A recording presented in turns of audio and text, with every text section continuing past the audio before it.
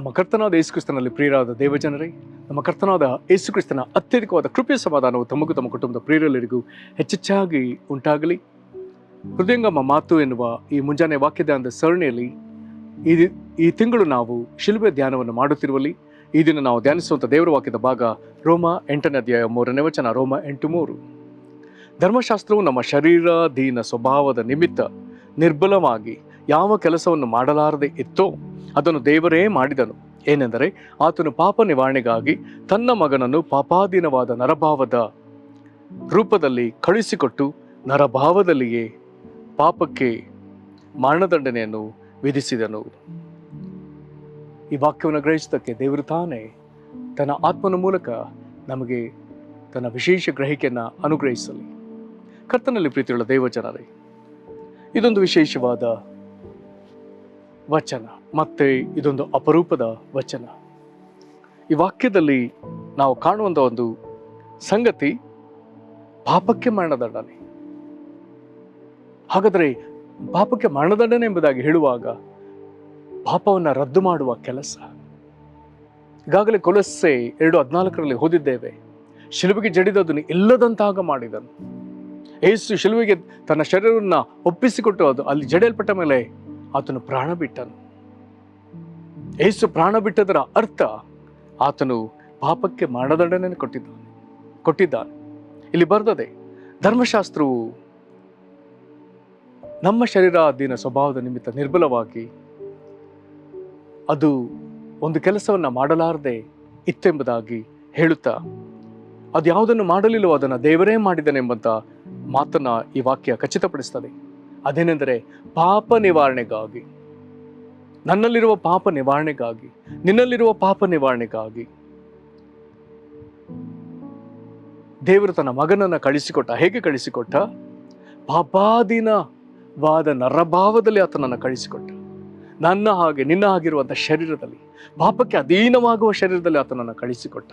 ಆದರೆ ಪಾಪಕ್ಕೆ ಅಧೀನವಾಗುವ ಈ ಶರೀರದಲ್ಲಿ, ರಕ್ತ ಮಾಂಸದ ಶರೀರದಲ್ಲಿ ಯೇಸು ಯಾವ ಪಾಪವನ್ನು ಮಾಡಲಿಲ್ಲ.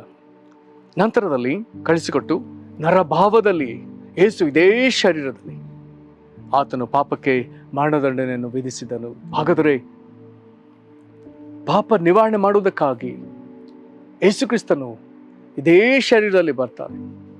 ಇಬ್ರಿಯ ಗ್ರಂಥಕರ್ತನು ಹೇಳುವಂತೆ ಆತನು ಸರ್ವ ವಿಷಯದಲ್ಲಿಯೂ ಶೋಧನೆಗೆ ಗುರಿಯಾದನು, ಪಾಪ ಮಾತ್ರ ಮಾಡಲಿಲ್ಲ.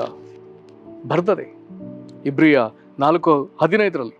ಯಾಕೆಂದರೆ ನಮಗಿರುವ ಮಹಾಜಕನು ನಮ್ಮ ನಿರ್ಬಲಾವಸ್ಥೆಯನ್ನು ಕುರಿತು ಅನುತಾಪವಿಲ್ಲದವನಲ್ಲ, ಆತನು ಸರ್ವ ವಿಷಯಗಳಲ್ಲಿ ನಮ್ಮ ಹಾಗೆ ಶೋಧನೆಗೆ ಗುರಿಯಾದನು, ಪಾಪ ಮಾತ್ರ ಮಾಡಲಿಲ್ಲ. ಯೇಸು ಯಾವ ಪಾಪ ಮಾಡಲಿಲ್ಲ? ಪೇತ್ರನು ಬರೆಯುವಾಗ ಆತನು ಸಹ ಯೇಸು ಕ್ರಿಸ್ತನ ಬಗ್ಗೆ ಹೀಗೆ ಸಾಕ್ಷಿ ಕೊಡ್ತಾನೆ, ಆತನು ಯಾವ ಪಾಪ ಮಾಡಲಿಲ್ಲ. 2:22 ಹೇಳ್ತಾನೆ, 1 ಪೇತ್ರ 2:22, ಆತನು ಯಾವ ಪಾಪವನ್ನು ಮಾಡಲಿಲ್ಲ, ಆತನ ಬಾಯಲ್ಲಿ ಯಾವ ವಂಚನೆಯೂ ಸಿಕ್ಕಲಿಲ್ಲ. ಹಾಗಾದರೆ ಆತ ನಮ್ಮ ಹಾಗೆ ನರಭಾವದಲ್ಲಿ ಇದ್ದರೂ ಪಾಪವನ್ನೇ ಮಾಡಲಿಲ್ಲ. ಆದರೆ ಪಾಪಾಧೀನವಾದ ಈ ನರಭಾವದಲ್ಲಿ ಆತನು ಕಲ್ವಾರಿ ಶಿಲುಬೆಯನ್ನೇರಿ ನಮ್ಮ ಪಾಪಗಳನ್ನು ಹೊತ್ತು ಆ ಪಾಪಕ್ಕೆ ಮರಣದಂಡನೆಯನ್ನು ಘೋಷಿಸಿದ್ದಾನೆ. ನಿನ್ನ ಮೇಲೆ ವರ್ಷಾನುಗಟ್ಟಲೆ ದಬ್ಬಾಳಿಕೆ ನಡೆಸುತ್ತಿರುವಂಥ ಪಾಪಕ್ಕೆ ಯೇಸು ಕ್ರಿಸ್ತನು ಮರಣದಂಡನೆಯನ್ನು ಘೋಷಿಸಿದ್ದಾನೆ. ಅದನ್ನು ಜೀವಂತವಾಗಿರದಂತೆ ಸಹೋದರನೇ ಅದನ್ನು ಕಲ್ವಾರಿ ಶಿಲುಬೆಗೆ ಒಪ್ಪಿಸು. ಅದನ್ನು ಜೀವಂತವಾಗಿರದಂತೆ ಸಹೋದರಿಯೇ ನಿನ್ನನ್ನು ಆಳ್ವಿಕೆ ಮಾಡುವಂಥ, ನಿನ್ನ ಮೇಲೆ ದಬ್ಬಾಳಿಕೆ ನಡೆಸುವಂಥ ಪಾಪವನ್ನು, ಶರೀರ ಭಾವದ ಕರ್ಮವನ್ನು ಕ್ರಿಸ್ತನ ಶಿಲುಬೆಗೆ ಹಾಕು. ಗಲಾತ್ಯ 5:24 ಪ್ರಕಾರ ಕ್ರಿಸ್ತ ಯೇಸುವಿನವರು ತಮ್ಮ ಶರೀರ ಭಾವವನ್ನು ಅದರ ವಿಷಯಾಭಿಲಾಷೆ, ಸ್ವೇಚ್ಛಾಭಿಲಾಷೆ ಸಹಿತ ಶಿಲುಬೆಗೆ ಹಾಕಿದವರು ಎಂಬುದಾಗಿ ಬರೆದದೆ.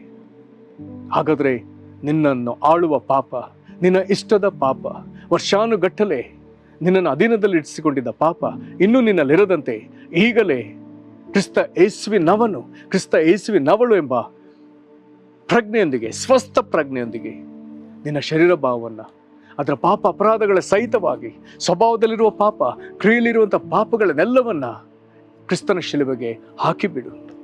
ಅಲ್ಲಿ ಅದು ಸಾಯಲಿ, ಅಲ್ಲಿ ಅದು ಸಾಯಲಿ.